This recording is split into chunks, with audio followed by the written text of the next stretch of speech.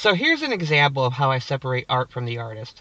I've been looking forward to this because it allows people to see how I approach people that are controversial with the movies they are attached to. For anyone who didn't know, Magazine Dreams premiered at the Sundance Film Festival 2 years ago, and was on track to have a release later that year. But then it was dropped by its distributor because of the SAG-AFTRA strike, as well as legal problems involving the main star. I don't want to get into any of that. You can research it yourself if you'd like to.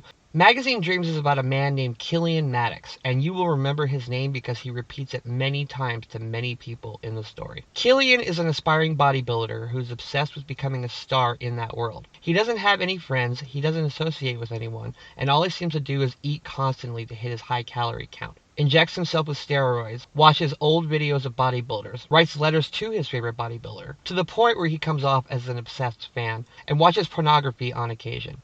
He lives with his grandfather, who is a Vietnam vet. Killian's parents are both deceased, and he visits a caseworker multiple times to help manage his high temper and the life issues he has. I'll just say now that Jonathan Majors is amazing in this movie. He physically and emotionally commits to this role like few people could. Killian seems to be exercising all the muscles in his body except the one in his head. He has terrible social skills and has weird reactions to things that happen in his life, whether good or bad. He seems to never know how to react to any situation. He's very socially awkward. There is a girl he likes who works at the same grocery store that he does. He awkwardly asks her out, then takes it back. A few days later, the girl named Jessie calls him back and accepts his dinner date. The date they go on turns out to be a complete disaster. It seems the only thing Killian can talk about is maintaining proper eating habits and giving 100% to his bodybuilding and nothing else. Sounds like I found Vince McMahon's favorite movie. Early in the film, Killian calls a painting company and tells them that they did a poor job painting his grandfather's house, and he demands they come and repaint it properly, threatening the guy on the phone by telling him he would bash open his skull and drink his brain fluid. Later, he goes there, demolishes the place, gets into a car accident, and gets transported to a hospital. At the hospital, he learns that he has a non-cancerous tumor on his liver, but he won't let the physician operate on him because scars would destroy the life of a bodybuilder. Now, I must put the brakes on here and say that this movie is nothing more than 2 hours and 4 minutes of watching a guy we don't like self-destruct. I don't have an issue with that on paper because some great films have been about people imploding, but this one has no levity to it whatsoever. I've seen some people compare this movie to Taxi Driver, and some of the reasons for those comparisons are apt. But with Taxi Driver, we had some things to latch onto while we observed Travis Bickle's seething and mental bomb begin to explode. In Magazine Dreams, none of the side characters are in the film long enough to balance out the malaise that runs throughout the whole picture. In the contemporary films that it's compared to, such as Taxi Driver, we have the young prostitute that winds up being Travis Bickle's redemptive arc. In Raging Bull, we have Vicky LaMotta as a sympathetic figure to help guide us on this route of self-destruction. There is nothing like those in Magazine Dreams. It's just one person destroying himself. And since we have no meaningful people to attach to this dour situation, it turns into me not caring about watching a bad person destroy himself. It's all pathos and no true insight. The girl he has a crush on disappears from the story once the date from hell happens. His grandfather is only sparsely in the story to have him say how proud he is of his grandson.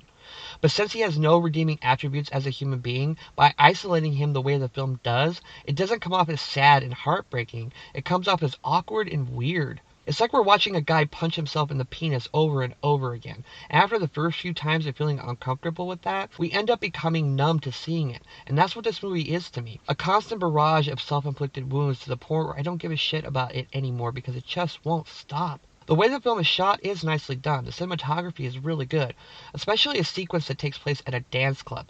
And the film is well made overall, but not only is this just a film about self-destruction with no larger meaning for me, the third act starts to fall apart completely. The main character meets his bodybuilding hero in the third act, and the things that transpire in their interactions were too on the nose with the stereotypes surrounding the world of bodybuilding. And there's a scene involving a break-in at an apartment that just seemed to be inserted in there so we can see that the main character is blaming everyone for his problems but himself. These last scenes seem too studied for my liking, and the last 5 minutes of the movie felt like a random double fake-out for no apparent reason except to have a slightly uplifting ending. I usually hate playing armchair screenwriter, but I think one thing that could have made this movie more tolerable with its misery is if we had a supporting character that was partially uplifting for us to latch onto. Maybe if the grandfather had been more fleshed out with a wise man arc, it would have helped balance the negativity on display here. I understand why everyone praised Jonathan Majors' performance in this movie, and it is all justified, but it felt like it was in service of nothing.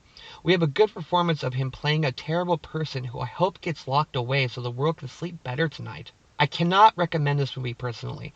I know that it got high praise at the Sundance Film Festival when it premiered, but I just don't see it on a story construction level. This film was written and directed by Elijah Bynum, and it felt like he kept grabbing my hand, smacking me with it, and kept saying, "Stop hitting yourself, stop hitting yourself, stop hitting yourself," over and over and over for what felt like 5 hours. I just wanted it to stop. I give Magazine Dreams 2 stars out of 4. If you want a good film that properly focuses its seething material, just watch Martin Scorsese's Taxi Driver instead.